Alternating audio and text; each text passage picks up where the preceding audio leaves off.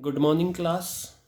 आज की जो हमारी रिकॉर्डिंग है वो है provisions in the absence of partnership deed. बेटा याद रखना, बहुत इम्पोर्टेंट टॉपिक है और सीबीएसई सैम्पल पेपर में भी इससे क्वेश्चंस पूछे गए हैं। एमसीक्यूज़ में आपके टर्म 1 के एग्ज़ामिनेशन में ये कॉन्सेप्ट ज़रूर आ सकता है। देखिए ये क्या है ये समझते हैं। आपको पता है पार्टनरशिप बिजनेस जो किया जाता है वो एक एग्रीमेंट के थ्रू किया जाता है जिसे हम नाम देते हैं पार्टनरशिप एग्रीमेंट। क्या नाम देते हैं हम? पार्टनरशिप एग्रीमेंट या पार्टनरशिप डीड हम उसे कहते हैं। पार्टनरशिप डीड में जो बातें लिखी हुई हैं हम उन्हें फॉलो करेंगे, ठीक है। पार्टनरशिप डीड ने जैसा कह दिया पार्टनरशिप फर्म वैसे चलाई जाएगी। लेकिन अगर कुछ बातें पार्टनरशिप डीड में नहीं लिखी हुई तो क्या करें? अगर कुछ बातें पार्टनरशिप डीड में नहीं लिखी हुई तो क्या करें?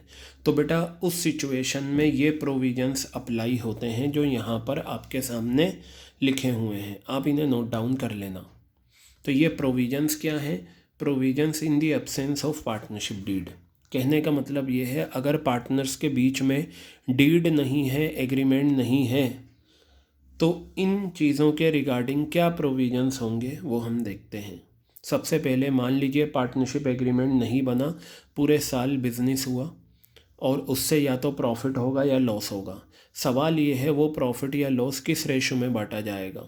तो बेटा बताया प्रॉफिट और लॉस जो बढ़ता है वो इक्वल रेशो में बढ़ता है। अगर आपके 3 पार्टनर्स हैं A, B, C, तो इन तीनों के बीच में जो रेशो बनेगी वो 1:1:1 बनेगी। इसी तरीके से अगर मान लीजिए 2 पार्टनर हैं XY, तो इनके बीच रेशो बनेगी 1:1। क्लियर हो गई बात? तो बताया कि प्रॉफिट और लॉस जो बटेगा पूरे साल के बिजनेस करने से या तो प्रॉफिट होगा या लॉस होगा, तो वो क्या होगा आपका इक्वल रेशो में बटेगा। आगे बताया इंटरेस्ट ऑन कैपिटल। पार्टनर्स क्या करते हैं? पार्टनरशिप फर्म को कैपिटल देते हैं। पार्टनरशिप फर्म इस कैपिटल पे इंटरेस्ट देता है। किसे देता है? पार्टनर्स को, ठीक है। ये देखिए ये आपकी फर्म है, ये आ गई फर्म, ठीक है। और ये आपके पार्टनर्स आ गए, ये आ गए 3 पार्टनर्स, कितने भी हो सकते हैं, ठीक है। ये पार्टनर्स क्या करते हैं? फर्म को कैपिटल देते हैं। क्या देते हैं? फर्म को कैपिटल देते हैं।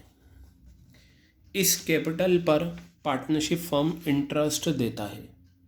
वो इंटरेस्ट जो होता है वो एक परसेंटेज होती है, 10% या 5% या 7% या 8%। अगर पहले से डिसाइड कर लें तो ये रेट जो होता है ये डीड में, एग्रीमेंट में लिखा होता है। मान लो हम क्या पढ़ रहे हैं, वो प्रोविज़न जो पार्टनरशिप डीड के एब्सेंस, यानी कि पार्टनरशिप डीड अगर नहीं है तो बात हो रही है क्या इंटरेस्ट ऑन कैपिटल दिया जाएगा? Answer is interest on capital नहीं दिया जाता। नो, इंटरेस्ट ऑन कैपिटल नहीं दिया जाता। इंटरेस्ट ऑन ड्राइंग्स, पार्टनर्स जो हैं अपने पर्सनल यूज़ के लिए गुड्स या अमाउंट ले जाते हैं, उसे ड्राइंग्स बोलते हैं। पार्टनरशिप फर्म उस ड्राइंग्स पर इंटरेस्ट चार्ज करती है। तो अगर पार्टनरशिप डीड नहीं है तो इंटरेस्ट ऑन ड्राइंग्स भी नहीं लिया जाएगा, नोट चार्ज। रेमुनरेशन का मतलब होता है सैलरीज। देखिए partners are employees of partnership firm, they are working for partnership firm, therefore they get salaries in return. अगर पार्टनरशिप डीड नहीं है तो रेमुनरेशन टू पार्टनर्स यानी कि जो सैलरी है पार्टनर्स को वो नहीं दी जाएगी। तो पता चला इंटरेस्ट ऑन कैपिटल नहीं दिया जाता, इंटरेस्ट ऑन ड्राइंग्स नहीं लिया जाता और सैलरी भी नहीं दी जाती। अब बात आती है interest on loan advance by a partner. इसका मतलब ये है, एडवांस का मतलब advance by a partner, partner ने लोन दिया पार्टनरशिप फर्म को। देखिए बेटा ये पार्टनरशिप फर्म है, ये रही, ठीक है। और ये रहा एक पार्टनर है, मान लीजिए ए ने लोन दिया पार्टनरशिप फर्म को, पार्टनरशिप फर्म ने लिया। अब इस लोन पर पार्टनरशिप फर्म क्या करेगी? इंटरेस्ट देगी ए को। अगर हम ए से लोन नहीं लेते तो हम बैंक से लोन लेते, बैंक को इंटरेस्ट देना पड़ता। अगर मान लो डिसाइड हो जाए 10% पर एनम, 7% पर एनम, तो ये जो रेट होता है ये पार्टनरशिप डीड में लिखा होता है। लेकिन हम जो पढ़ रहे हैं वो तो हम पढ़ रहे हैं provisions in the absence of partnership deed. वो प्रोविजंस कौन से हैं? ये रहे 5 हैं। ये पांचों के बारे में बताया कि अगर पार्टनरशिप डीड ना हो तो इनके साथ क्या होगा। तो ये जो interest on loan advance by a partner की बात आई है वो ये है। तो यहाँ पर क्या होता है आपका, अगर पार्टनरशिप डीड नहीं है तो बेटा 6% पर एनम से इंटरेस्ट दिया जाता है। क्या दिया जाता है? 6% पर एनम से। तो ये 5 प्रोविजंस हैं जो आपने पढ़े। पहला, प्रॉफिट या लॉस जो है वो इक्वल रेशो में बढ़ जाता है। दूसरा, इंटरेस्ट ऑन कैपिटल जो है वो हम नहीं देते। इंटरेस्ट ऑन ड्राइंग्स हम चार्ज नहीं करते। पार्टनर्स को सैलरी हम नहीं देते। और interest on loan advance by a partner, अगर पार्टनर ने लोन दिया है तो हम उस पर 6% पर एनम से इंटरेस्ट देंगे। लेकिन अगर डीड में लिखा हुआ है 9%, 10% तो फिर उससे देंगे। अगर वो ना हो तो फिर ये प्रोविजंस अप्लाई होते हैं 6% पर एनम। ये ज़रूर याद रखना, इस पे क्वेश्चंस बनते हैं। अब हम कुछ इम्पोर्टेंट पॉइंट पढ़ते हैं और ये सारे के सारे आपको याद रखने हैं। इनसे भी आपके एमसीक्यूज़ बन सकते हैं। तो क्या एमसीक्यूज़ होंगे वो हम देखते हैं। सबसे पहले, registration of partnership firm under partnership act 1932 is optional and not compulsory. बिल्कुल सही बात। देखिए बेटा, रजिस्ट्रेशन का मतलब क्या होता है? जैसे आप स्टूडेंट हैं राबिया स्कूल के, ठीक है, और आफ्टर कंप्लीटिंग 10th क्लास आपको 11th में रजिस्ट्रेशन कराना पड़ता है। या after 12th class if you want to get admission in any college आपको वहाँ रजिस्ट्रेशन कराना पड़ता है। एक बार आपका रजिस्ट्रेशन हो जाता है, इसका मतलब आप उस स्कूल, उस कॉलेज, उस यूनिवर्सिटी, उस इंस्टीट्यूशन के कैंडिडेट हो गए। इसी तरीके से जब हम पार्टनरशिप फर्म को बना लेते हैं तो हमें उसे रजिस्टर्ड कराना चाहिए या नहीं, ये देखना है। बेटा, रजिस्ट्रेशन कराने का मतलब ये होता है कि आपको एक कानूनी मान्यता मिल गई, ठीक है, लीगल रिकॉग्निशन। तो ये बताया पार्टनरशिप एक्ट 1932 ने ये कहा है कि पार्टनरशिप फर्म का रजिस्ट्रेशन ऑप्शनल है, कंपलसरी नहीं है। ये बात याद रखना, ठीक है। अब इधर देखिए, यहाँ पर बात हो रही है, दूसरा जो पॉइंट है मैं समझा दूँ। ए बी 2 पार्टनर हैं, ठीक है, इनका रेशो है 3:2। सी जो है इनकी पार्टनरशिप फर्म में आना चाहता है। सी जो है इनकी पार्टनरशिप फर्म में आना चाहता है। अब क्या पार्टनरशिप फर्म में किसी भी नए आदमी को हम एडमिट कर लेंगे? सुने, ये जो होते हैं ये ओल्ड पार्टनर्स होते हैं, ठीक है, या इन्हें हम एग्जिस्टिंग पार्टनर्स भी कहते हैं। और ये होता है नया पार्टनर। अब मान लो ए ने कह दिया भाई ठीक है, मैं तैयार हूँ सी को अपने साथ पार्टनर बनाने में। बी ने मना कर दिया, सी नहीं आ सकता।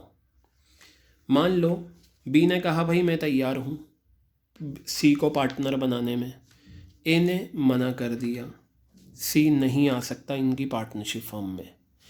दोनों अगर तैयार हैं, दोनों ने अपनी कंसेंट दे दी, यानी कि ओल्ड पार्टनर्स ने अपनी कंसेंट दे दी, तभी सी पार्टनरशिप फर्म में आएगा। तो जो अगला पॉइंट मैं डिस्कस करूँगा वो क्या है कि अ पर्सन में बी एडमिटेड, एक पर्सन एडमिट किया जा सकता है एज ए पार्टनर, यानी कि ये सी, एक पर्सन एडमिट किया जा सकता है as a partner either with the consent of all existing partners. सारे, मतलब अगर एग्जिस्टिंग पार्टनर 2 हैं तो ये दोनों तैयार होने चाहिए सी के एडमिशन के लिए, दोनों की रजामंदी ज़रूरी है। और अगर मान लो 3 पार्टनर हैं, इनकी पार्टनरशिप फर्म में डी आ रहा है तो ये तीनों राज़ी होने चाहिए।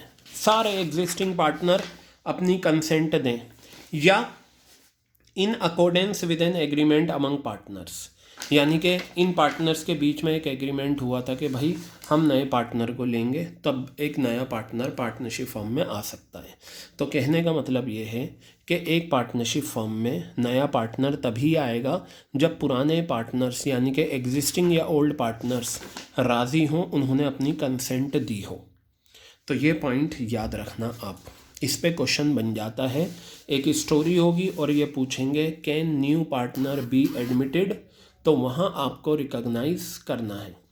अब तीसरा पॉइंट है, ये तो था एडमिशन को लेकर। इसी तरीके से क्या होता है, मान लो 3 पार्टनर हैं ABC, इनका रेशो है 3:2:1, ठीक है।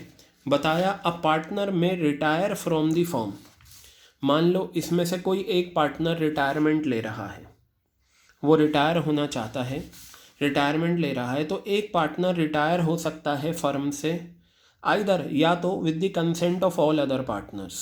देखिए सी जो है रिटायरमेंट ले रहा है, वॉलेंटरी रिटायरमेंट, अभी ये कम, इसकी एज नहीं हुई है 60 ईयर्स की, लेकिन उससे पहले ही ये 45 ईयर्स की एज में वॉलेंटरी रिटायरमेंट लेना चाह रहा है। ठीक है भाई, ले ले। कैसे रिटायर होगा, जो बचे हुए पार्टनर्स हैं AB, या तो इनकी कंसेंट होनी चाहिए कि अ पार्टनर में retire from the firm either with the consent of all other partners, या फिर एग्रीमेंट में लिखा हो, पार्टनरशिप फर्म के एग्रीमेंट में ये बात लिखी हुई हो। बेटा अब पॉइंट है, इफ़ ऑल पार्टनर्स एग्री, अगर पार्टनरशिप फर्म के सारे पार्टनर्स एग्री करते हैं, एक माइनर जो 18 साल से कम का होता है may be admitted for the benefit of partnership. याद रखना, एक माइनर को वैसे तो ये कॉन्ट्रैक्ट कर ही नहीं सकता माइनर, आपने ये पीछे पढ़ा था, ये रहा ये वाला पॉइंट, माइनर कॉन्ट्रैक्ट कर ही नहीं सकता, लेकिन माइनर को एडमिट किया जा सकता है पार्टनरशिप फर्म के बेनिफिट के लिए, और इसके बारे में आपने डिटेल में पढ़ा होगा कि माइनर जब मेजर हो जाता है तो क्या होता है। और यहाँ बताया unless otherwise agreed by the partners in partnership deed a firm is dissolved on the death of a partner. अगर कोई पार्टनर, देखिए अगर डीड में कुछ नहीं लिखा हुआ, पार्टनरशिप डीड में कुछ नहीं लिखा हुआ और एक पार्टनर की डेथ हो जाए, मान लो AB पार्टनरशिप फर्म है, B की डेथ हो जाए, तो ये पार्टनरशिप फर्म क्या हो जाएगी, डिसॉल्व हो जाएगी, बंद हो जाएगी हमेशा के लिए। हाँ, अगर डीड में लिखा हुआ है तो आगे पार्टनरशिप फर्म को रन किया जा सकता है। जैसे 3 पार्टनर हैं, C की डेथ हो गई, अब डीड में कुछ लिखा हुआ नहीं था तो ये पार्टनरशिप फर्म बंद होगी, लेकिन अगर डीड में लिखा हुआ है कि C की डेथ पर AB पार्टनरशिप फर्म को चलाएंगे तो ये आगे कंटिन्यू करेगी।